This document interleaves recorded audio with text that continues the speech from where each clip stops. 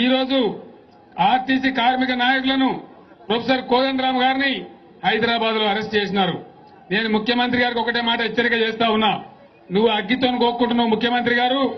ఈ రోజు కోదండరామ్ గారిని అరెస్ట్ చేయడమే కాదు, రాష్ట్ర స్థాయి కార్మిక నాయకులను ఆర్టీసీ నాయకులను అరెస్ట్ చేయడమే కాదు, మీరు జిల్లాలకు మెసేజ్ ఇచ్చి డిపో సెక్రటరీలను కూడా అరెస్ట్ చేసేటువంటి కార్యక్రమాన్ని మీరు శ్రీకారం చుడతా ఉన్నారు. దానికి తీవ్రమైన ప్రతిఘటన ఉంటది. మీరు అగ్గితో చెలగాట మాడితే మీ చేతులే కాల్తాయి తప్ప మాకు నష్టపోయేదేం లేదు. ఈ అరెస్టులకు, లాఠీలకు, లూటాలకు భయపడే బిడ్డలు కాదు తెలంగాణ బిడ్డలని చెప్పి అటువంటి చర్యలకు పూనుకుంటే తీవ్ర పరిణామాలుంటాయని రాష్ట్ర ముఖ్యమంత్రిని, రాష్ట్ర పోలీస్ డైరెక్టర్ జనరల్ కూడా నేను హెచ్చరిక చేస్తాను.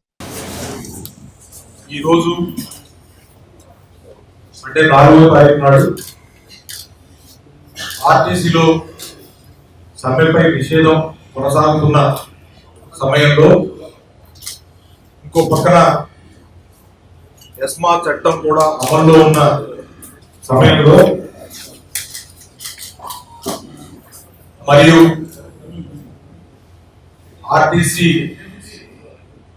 ఇచ్చిన సమ్మె నోటీస్ మీద లేబర్ డిపార్ట్మెంట్ కన్సైలేషన్ ప్రొసీజర్ పూర్తి కాకుండానే ఇంకా కన్సైలేషన్ ప్రాసెస్ జరుగుతున్న సమయంలో ఈ కన్సల్టేషన్ ని ఇంకొక వారం రోజులు పొడిగించడం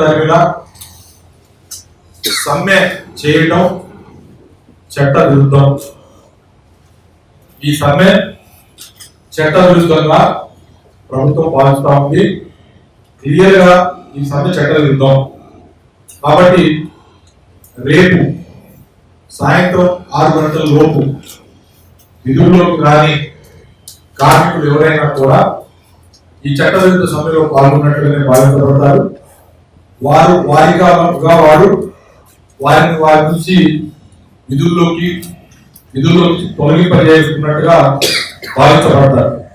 అంటే రేపు సాయంత్రం 6 గంటల వరకు ఆయా డిపో మేనేజర్లకి రిపోర్ట్ చేయని ఏ కార్మికుడైనా, సూపర్వైజర్ అయినా, లేదా డ్రైవర్ అయినా, కండక్టర్ అయినా, శ్రామిక్ అయినా, ఎనీ కెపాసిటీ ఆ ఆర్టీసీ ఎంప్లాయీ రేపు సాయంత్రం 6 గంటల లోపు వారి డిపో మేనేజర్లకి వాళ్ళ డ్యూటీలో రిపోర్ట్ చేయబడని ఇన్ఫర్మేషన్ ప్రకారంగా వాళ్ళందరూ కూడా విధుల్లో నుంచి వారుగా ఆటోమేటిక్ గా తొలగింపు చేసుకున్నట్టుగా భావించాల్సి వస్తుందని చెప్పి.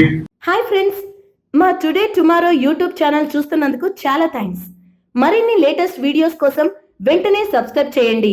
అలాగే ఈ బెల్ ని కూడా రింగ్ చేసేయండి. మా నోటిఫికేషన్స్ అన్ని మీ మొబైల్లో వస్తాయి. అలాగే మా వీడియోస్ మీకు నచ్చితే లైక్ చేయండి, షేర్ చేయండి, నచ్చకపోతే కామెంట్ చేయండి.